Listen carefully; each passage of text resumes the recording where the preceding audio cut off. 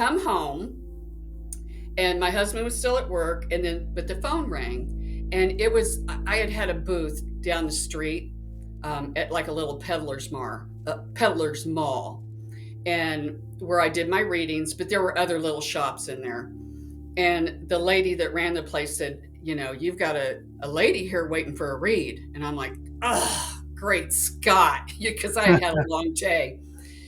I'm like, all right, grab my little bag full of my tarot cards, and a pen and paper, and I drove down there. And when I got to the parking lot, I sat in there and I said, Lord, I don't know how to do a reading without tarot cards.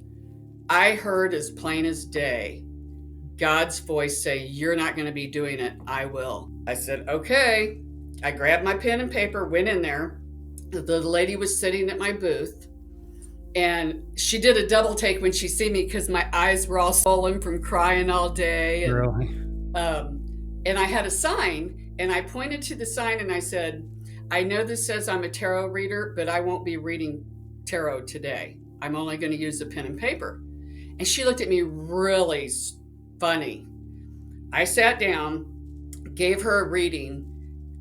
It was one of the best readings I had ever did in my entire life.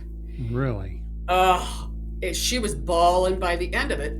And I was, because I was telling her what had transpired throughout my day. And she said, and her son, we brought her son in through the reading because he had crossed over.